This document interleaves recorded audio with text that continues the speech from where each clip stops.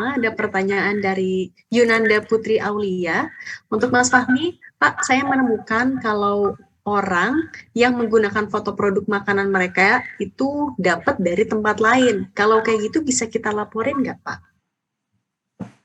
Eh, Jelas ya, mungkin salah satu apa namanya etika ya, itu terkait dengan etika. Etika ketika kita menggunakan foto orang tanpa seizin orang yang punya, itu sama halnya dengan semacam pencurian.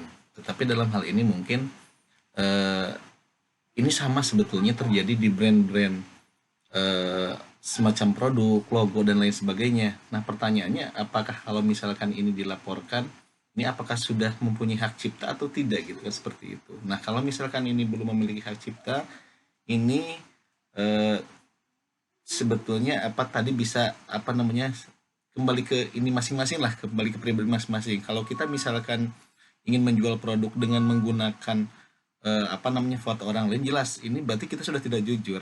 Kalau kita ingin memulai usaha dengan cara yang tidak jujur, ini bukan produk kita, tapi ini produk orang lain, dan kita anggap itu adalah produk kita, ya sudah tidak baik lah seperti itu.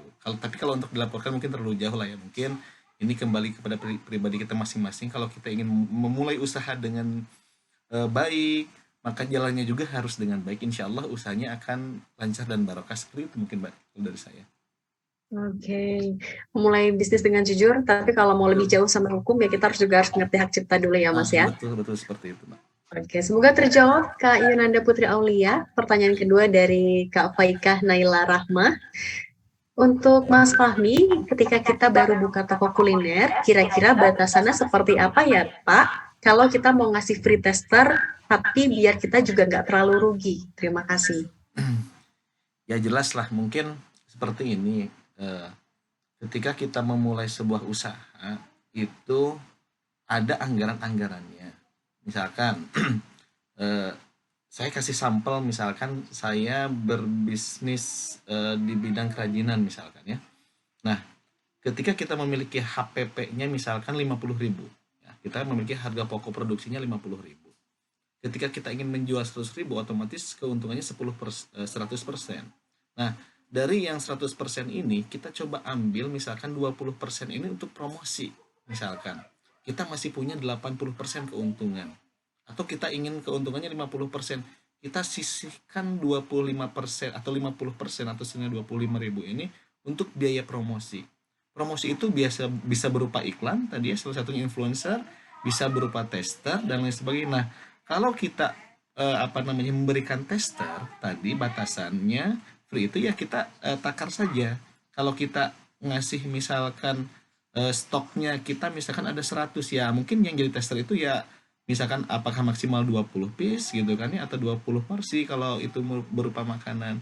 Ya jelas harus ada batasannya lah seperti itu. Sama halnya ketika kita membagi-bagi apa namanya pos, HPP-nya berapa, kita ingin jual di margin berapa persen, lalu kita alokasikan promosi, untuk promosi itu berapa persen. Nah, salah satu tester itu adalah salah satu pos dari promosi tadi. Jelas harus ada aturannya seperti itu. Ya 20% lah maksimal misalkan.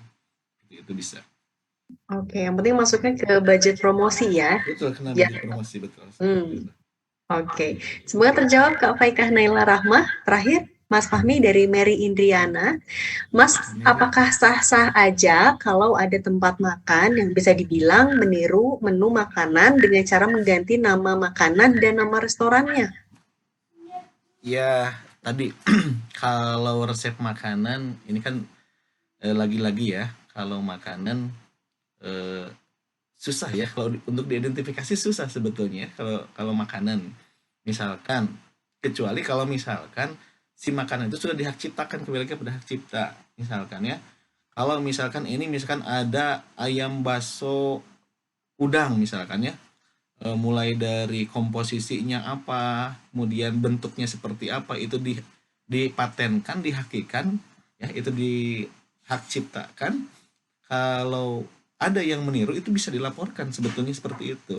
Tetapi kalau dalam hal ini kita ingin meniru hak orang lain, apa meniru milik orang lain dengan dalih kita ingin maju seperti orang lain, ya jangan seperti itu amat gitu kan ya. Eh, adalah konsepnya ATM lah ya, amati, tiru, modifikasi lah, jangan plak seperti itu gitu kan. Ada proses modifikasi lah, jangan seperti itu banget gitu kan ya. Artinya eh, ini sering terjadi sebetulnya, tidak hanya di bisnis kuliner, di bisnis lain juga. Bukan ATM lagi Mbak, Mbak Cindy, bukan ATM lagi konsepnya, jadi tapi ATP, amati, tiru, plak aja gitu. Mereka tidak berpikir etika dan lain sebagainya gitu kan ya. Yang jelas bagi mereka cuan yang sebanyak-banyaknya. Nah ini sebetulnya yang jarang kita ini kan. Bahkan saya juga ada di komunitas marketing di Garut, ada namanya komunitas bisnis digital.